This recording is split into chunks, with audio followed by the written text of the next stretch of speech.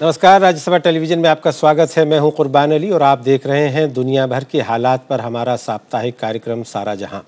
आज हम बात करेंगे तुर्की में हुए राष्ट्रपति चुनावों की, बताएंगे इराक में किसके सिर सजा पीएम का ताज और दिखाएंगे इमरान खान क्यों है पाकिस्तान सरकार से नाराज। लेकिन सबसे पहले इस हफ्ते की सुर्खियां। नूरी अल मालिकी का दौर खत्म, हैदर अल अबादी को सौंपी गई इराक की कमान। तुर्की में एर्दोगन की शानदार जीत, राष्ट्रपति निर्वाचित होने के बाद संविधान बदलने की तैयारी। पाकिस्तान में सरकार और विपक्ष के बीच टकराव, इमरान खान का नवाज समर्थकों पर फायरिंग करने का आरोप। और एबोला से कहर जारी, दुनिया भर में अलर्ट, मरने वालों की तादाद 1000 के पार।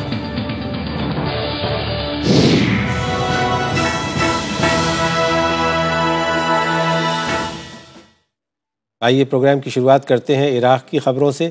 इराक में जारी हिंसा के बीच नई सरकार बनने का रास्ता अब साफ हो गया है। उधर अमेरिकी हवाई हमलों के बावजूद आतंकवादियों के हौसले पस्त नहीं हुए हैं। सैकड़ों लोग फिर मारे गए हैं और इस बीच हज़ारों लोगों को जान बचाने के लिए अपना घर बार छोड़ना पड़ा है। According to the government of Kurdistan and United Nations, more than 25,000 over the last 2-3 days have sought refuge and asylum in the Houk province, which is just ahead. We are representing here the United Nations humanitarian agencies, UNICEF, WHO, WFP and UNHCR, and the collective effort to support displacement from Sinjar and other parts of the Nineveh plains. इधर हिंसा के बीच सियासी गहमा गहमी जारी है। राष्ट्रपति फौद मासूम ने हैदर अल अबादी को सरकार बनाने का न्योता दिया है। हैदर अल अबादी नूरी अल मालिकी की जगह लेंगे।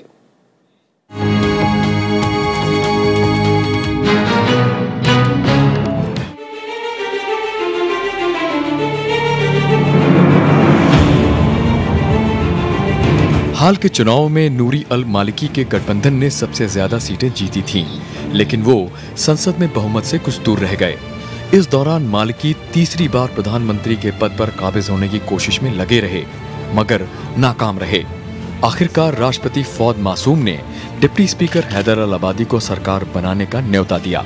मालिकी ने राष्ट्रपति के फैसले की मुखालफत की, लेकिन उन्हें अपनी ही पार्टी से इस मसले पर कोई खास सहयोग नहीं मिला। इस बीच ईरान और अमेरिका समेत तमाम मुल्कों ने भी हैदर अल अबादी के नाम पर मुहर लगा दी। थोड़ी नानुकुर के बाद आखिरकार मालिकी ने भी पीछे हटने का फैसला कर लिया। हालांकि मालिकी के साथ ही इराक राजनीति में एक दौर खत्म हो गया। मालिकी इराक में अमेरिकी हमले के बाद पहले चुने हुए प्रधानमंत्री थे। इसके अलावा अमेरिकी पसंद रहे इब्राहिम अल जाफरी और इयाद अलावी जैसे लोगों को हराने का कारनामा भी उनके नाम है। Bureau report, Rajya Sabha TV. Iraq में नूरी अल मालिकी के हटने की उम्मीद कम ही लोगों को थी, लेकिन उनकी ही पार्टी के हैदर अल अबादी को प्रधानमंत्री बना दिया गया। हैदर अल अबादी संसद के डिप्टी स्पीकर थे और उनका लंबा राजनीतिक इतिहास रहा है। एक रिपोर्ट।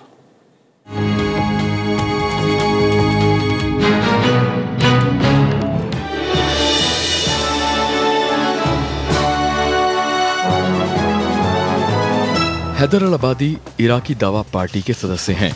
पेशे से इंजीनियर और सभी लोगों को साथ लेकर चलने वाले इंसान हैं। प्रधानमंत्री बनाए जाने से पहले हैदर अल अबादी इराकी संसद में डिप्टी स्पीकर थे। 80 के दशक में सद्दाम हुसैन की मुखालफत करने के लिए अबादी को मुल्क छोड़ना पड़ा था। उनके एक भाई को अपनी जान गंवानी पड़ी, जबकि दूसरे भाई को 10 बरस जेल में गुजारने पड़े। हैदर अल अबादी का जन्म 1952 में बगदाद में हुआ था। 1975 में अबादी ने बगदाद यूनिवर्सिटी से इंजीनियरिंग में डिग्री हासिल की। 1981 में उन्होंने मैनचेस्टर यूनिवर्सिटी से इंजीनियरिंग में डॉक्टरेट पूरी की। 2003 में अमेरिकी हमले के बाद बनी नई सरकार में उन्हें संचार मंत्री का ओहदा मिला। अबादी अब प्रधानमंत्री बने हैं तो इराक काफी बदल चुका है। अब सद्दाम का खौफ नहीं है, लेकिन ISIS की खूनी टोलियां मुल्क को हलाकान कर रही हैं। उन्हें न सिर्फ हालात पर काबू करना है, बल्कि मुल्क को एकजुट रखने की चुनौती भी उनके सामने है। जायका मुर्तजा, राज्यसभा टीवी। इराक़ में नई सरकार के सामने कई तरह की चुनौतियां हैं। इराक़ बिखराव के रास्ते पर है। हिंसा, अल्पसंख्यकों की हत्या, विस्थापन और तमाम ऐसे मुद्दे हैं जिनसे नई सरकार को जूझना होगा। इस सब पर बात करने के लिए आज हमारे साथ जुड़ रहे हैं मणिशंकर अय्यर जी, जो कि केंद्र में मंत्री रहे हैं, सांसद हैं, विदेश सेवा का लंबा तजुर्बा है, इराक़ समेत पश्चिम एशिया के कई देशों में राजदूत रह चुके हैं। मणिशंकर अय्यर साहब, मैं सबसे पहले आपसे ये जानना चाहूँगा कि आज जो इराक़ में हालात हैं, एक तरफ तो वहाँ हिंसा चल रही है, एक तरह से युद्ध की स्थिति बनी हुई है, वहीं सत्ता परिवर्तन भी हुआ है। नूरी अल मालिकी जो 2006 से वहाँ प्रधानमंत्री थे, उन्हें हटा करके अब हैदर अल अबादी साहब को प्रधानमंत्री बनाया जा रहा है। तो क्या इससे कुछ इराक़ के हालात आपकी नज़र में बेहतर हो पाएंगे?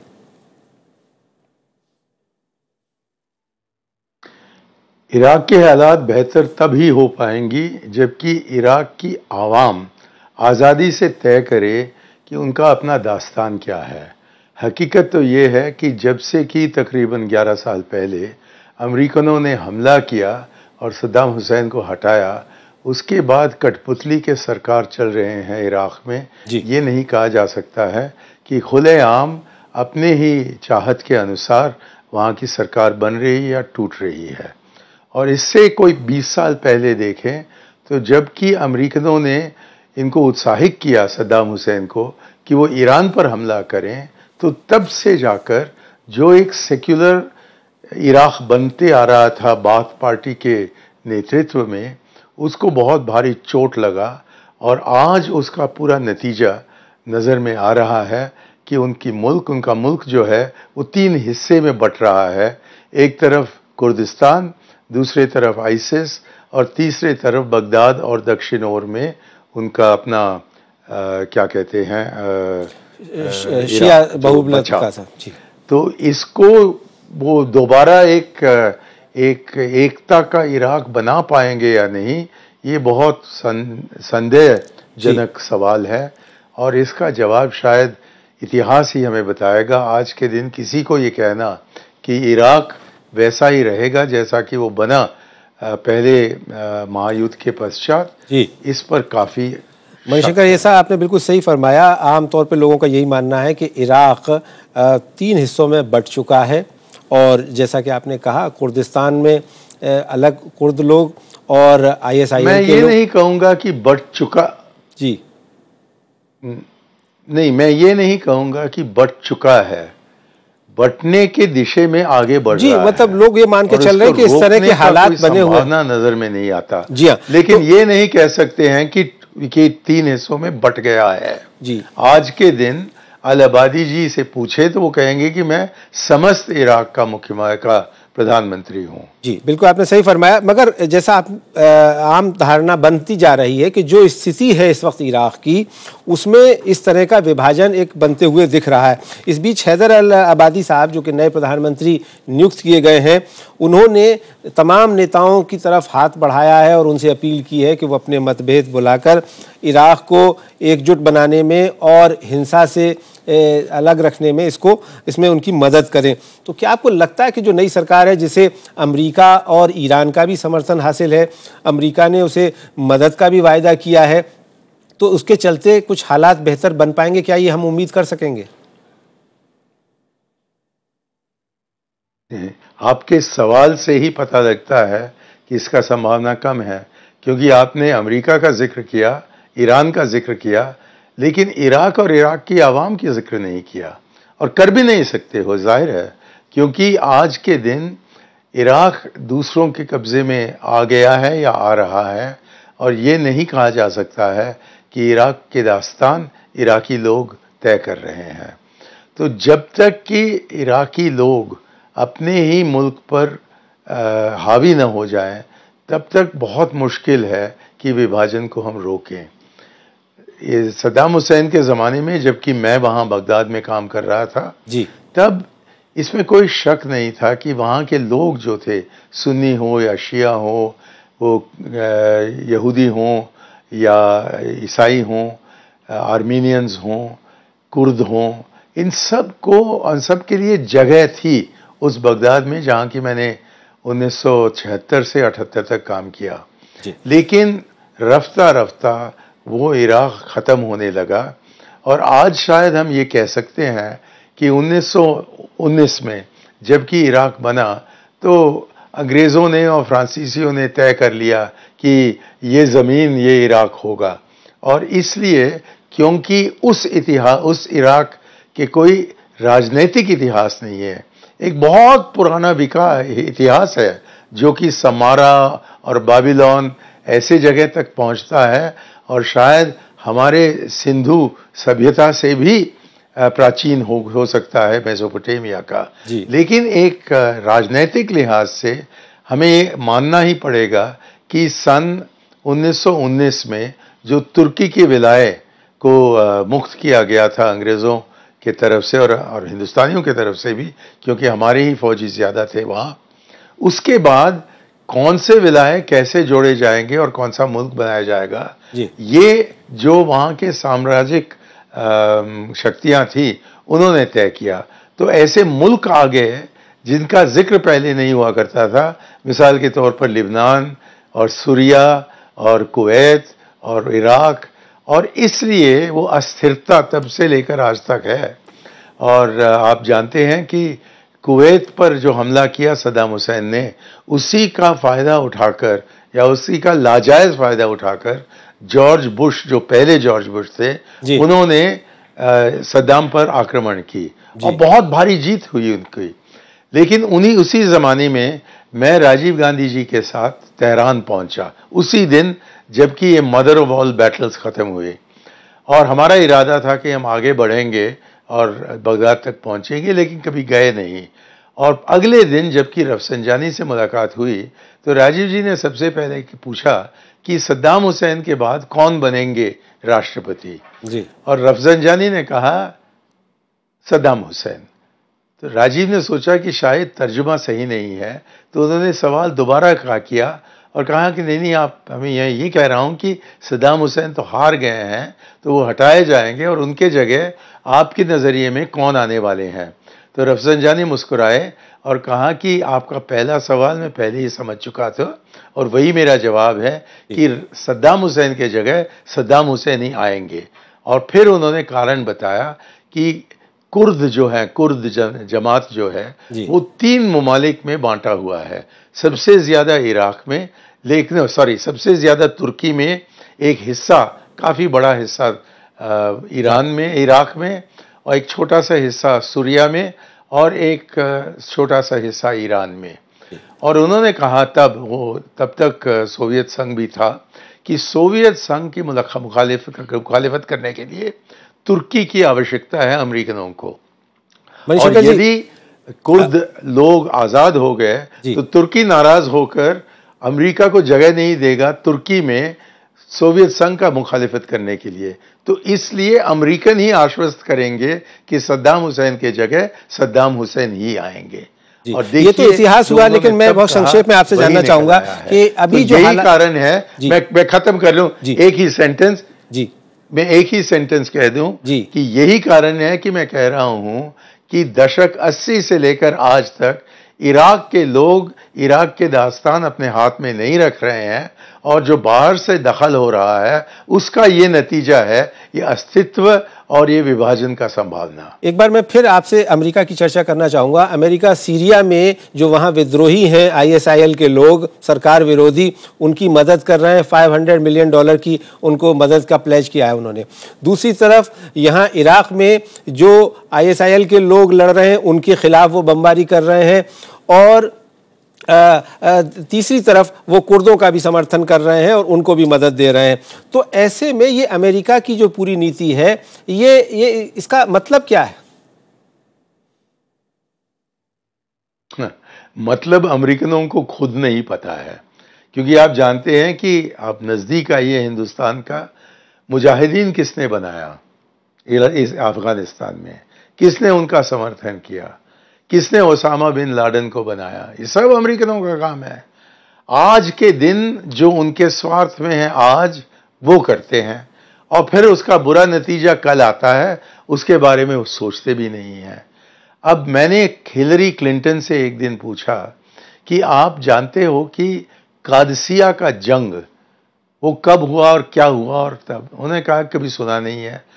तो मुझे हैरियत हुई कि सद्दाम हुसैन कह रहा है कि मैं ईरान के साथ जो जंग कर रहा हूं वो कादसिया जंग का दूसरा हिस्सा है जी। और अमेरिका के जो राष्ट्रपति बनने वाले हैं हिलरी क्लिंटन, उन्होंने कभी कादसिया जंग का नाम न निशान देखा है। यानी आपके कहने का मतलब यही है कि इराक को इन्हीं हालात में अभिशप्त रहना पड़ेगा। ईरानी भेजे गए थे जी। तो इसलिए वो, जबकि वो विषय को नहीं समझते हैं लेकिन उनमें शक्ति है दखल देने का, तो नतीजा ये कि वही हो रहा है वहां इराक में जो भारतवर्ष के साथ हुआ अंग्रेजों के जमाने में। उन्होंने देश का विभाजन किया ये सोचते हुए कि एक हल है, लेकिन हल निकालने के बजाय वो समस्या बन गई। और वैसे ही फिलिस्तीन को दो हिस्से में बांटने से किस समस्या का हल निकला कभी? आज बहुत शुक्रिया मणिशंकर जी, माफी के साथ सब वक्त कम है थोड़ा सा, बहुत बहुत शुक्रिया आपका हमारे साथ जुड़ने के लिए। और अब वक्त हो गया एक छोटे से ब्रेक का। ब्रेक के बाद लौटेंगे और दिखाएंगे पाकिस्तान में क्यों मचा है सियासी कोहराम।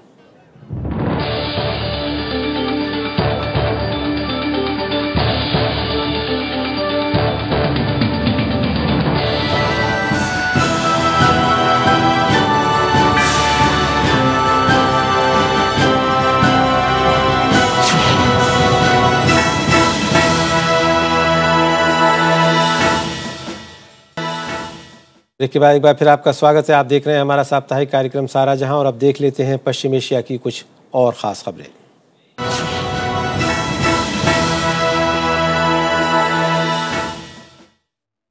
तुर्की में रिसेप तैयब एर्दोगन राष्ट्रपति चुने गए हैं। हालांकि एर्दोगन इसे लोकतंत्र की जीत बता रहे हैं, लेकिन विपक्ष का आरोप है कि 10 साल से प्रधानमंत्री पद पर काबिज एर्दोगन सत्ता नहीं छोड़ना चाहते।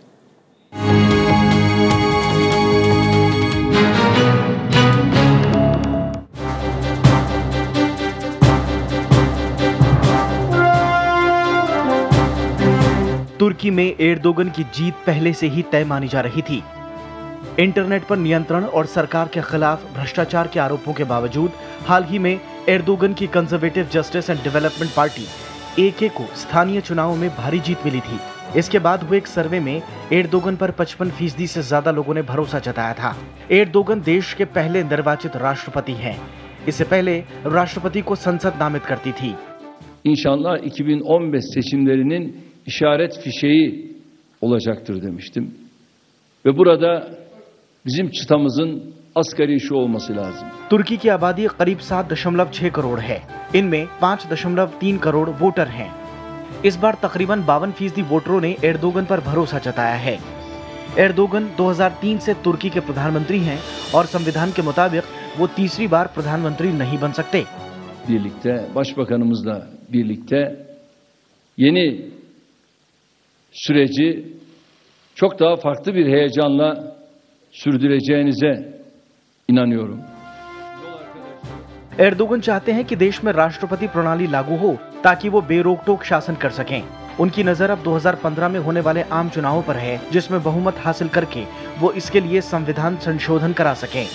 हालांकि विपक्ष इसे सत्ता पर बने रहने की साजिश बता रहा है, मगर एर्दोगन लोकप्रियता के रथ पर सवार हैं और हर तरह की आलोचना को नजरअंदाज कर रहे हैं। Bureau report, Rajya Sabha TV. और आइए अब देख लेते हैं कौन सी खबरें रहीं बेहद खास हमारे आसपास।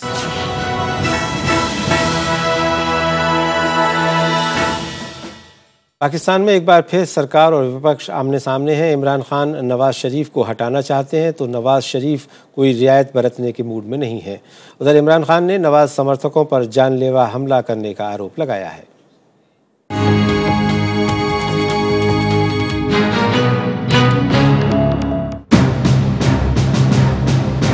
जिस वक्त पाकिस्तान सरकार यौम जमहूरियत के जश्न में डूबी थी, उस वक्त मुल्क की दो बड़ी सियासी ताकतें सड़कों पर अपने गुस्से का इजहार कर रही थीं।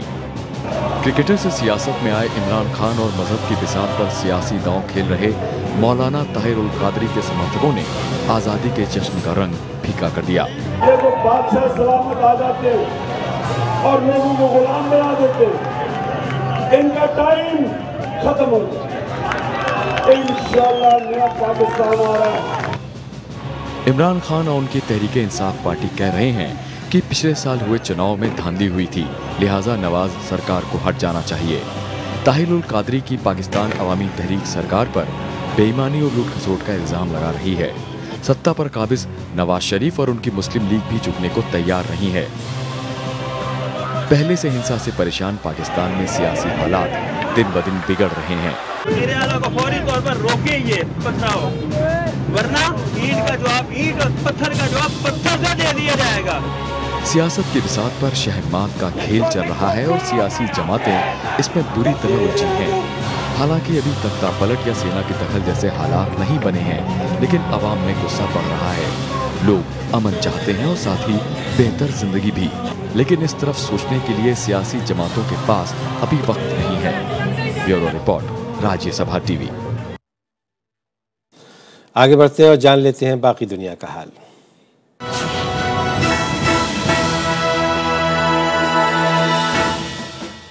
एबोला वायरस का खतरा कम नहीं हुआ है। दुनिया भर में इस बीमारी से मरने वालों की तादाद अब 1000 से ज़्यादा हो गई है। उधर एबोला की रोकथाम पर काम कर रही एक संस्था ने कहा है कि एबोला से निपटने में कम से कम 6 महीने का समय लग सकता है और इसके खिलाफ विश्वव्यापी जंग लड़ने की ज़रूरत है।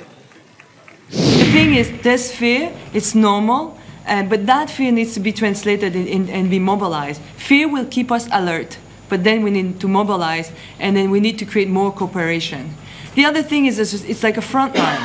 It's moving, it's advancing, but we have no clue how it's going to go around. Ukraine और रूस के बीच तनाव लगातार बढ़ता जा रहा है। यूक्रेन ने आरोप लगाया है कि रूस के सैनिक वाहन उसकी सीमा में जबरन घुस आए थे, जिसके बाद उन पर हमला किया गया। इधर रूस ने आरोपों को मनगढ़ंत बताते हुए कहा है कि उसका मकसद सिर्फ भूख प्यास से लड़ रहे संघर्ष में घिरे लोगों तक रसद पहुंचाना है। रूस ने कहा है कि वो इलाके में शांति बनाए रखना चाहता है, लेकिन कुछ बाहरी ताकतें इसके खिलाफ हैं। और आइए अब जल्दी से नज़र डाल लेते हैं कुछ और खबरों पर जिनका असर रहा दुनिया भर पर।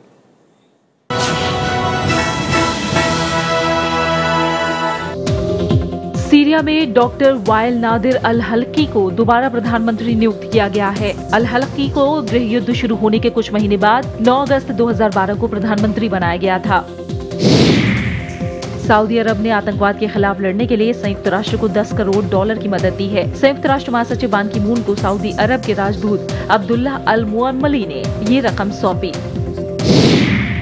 पोप फ्रांसिस अपनी पहली एशिया यात्रा पर सियोल पहुंचे। पोप ने इलाके में शांति बनाए रखने की अपील की। इसके साथ ही पोप ने उत्तर और दक्षिण कोरिया को जनहित में साथ मिलकर काम करने की नसीहत भी दी। ग्रीस में उत्तर पूर्वी मैसेडोनिया के नजदीक खुदाई के दौरान एक पुराना किला मिला है।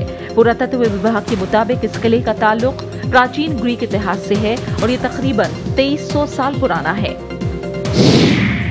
क्यूबा के पूर्व राष्ट्रपति फिदेल कास्त्रो के 88वें जन्मदिन के मौके पर मुल्क में कई रंगारंग कार्यक्रम आयोजित किए गए। हालांकि बीमारी के चलते कास्त्रो पिछली जनवरी से लोगों के सामने नहीं आए हैं, लेकिन उनके चाहने वालों की तादाद में कोई कमी आती नहीं दिख रही है।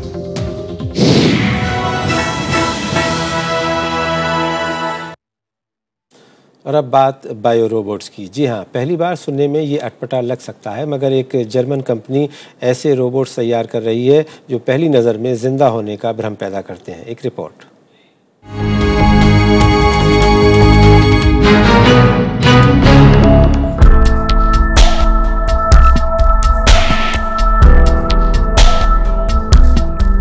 जर्मन कंपनी फेस्टो हैनोवर ने रोबोट्स के बीच भी समन्वय कायम करने, उन्हें जानदार चीजों की तरह काम करने लायक बनाने और इंसानी जिंदगी के करीब लाने में काफी हद तक सफलता हासिल की है।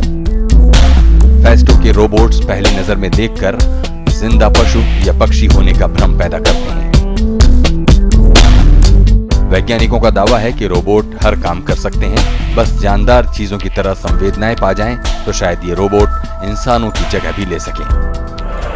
बायो रोबोटिक्स पर हाल के दिनों में काफी काम हुआ है। हो सकता है जल्द ही अपने स्तर पर फैसला ले पाने की क्षमता वाले रोबोट्स जल्द हमारे बीच हों। कंपनी के बायो रोबोट्स में परिंदे और चौपाए ही नहीं, बल्कि कीट पतंगे भी शामिल हैं। फिलहाल इन रिमोट संचालित रोबोट्स का इस्तेमाल सैन्य और रक्षा जानकारियां जुटाने के लिए किया जा रहा है। इसके अलावा मौसम और पशु पक्षी संरक्षण से जुड़े कामों में भी इनका इस्तेमाल हो सकता है। संभावनाओं की दुनिया बहुत बड़ी है और फिलहाल ये रोबोट्स इंसानों के बीच चुपके चुपके अपनी जगह बनाते जा रहे हैं। जैगम मुर्तजा, राज्यसभा टीवी।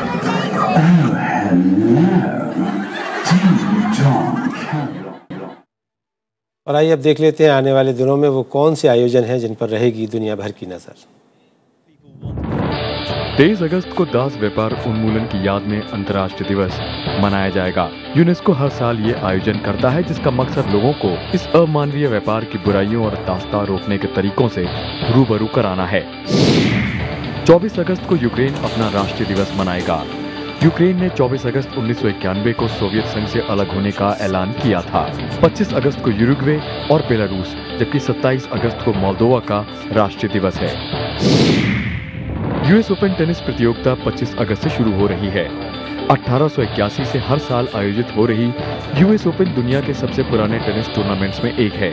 ये टूर्नामेंट न्यूयॉर्क शहर में 8 सितंबर तक खेला जाएगा। 27 अगस्त को स्पेन के वेलेंसिया शहर में ला टोमेटिना फेस्टिवल का आयोजन होगा। वेलेंसियन समुदाय के लोग हर साल अगस्त महीने के आखिरी बुधवार को ये पर्व मनाते हैं। दरअसल 1945 में जानवरों की एक परेड के दौरान 2 गुटों में विवाद हुआ, जिसके बाद लोगों ने एक दूसरे पर टमाटर फेंके और तब से ये एक सालाना पर्व बन गया है।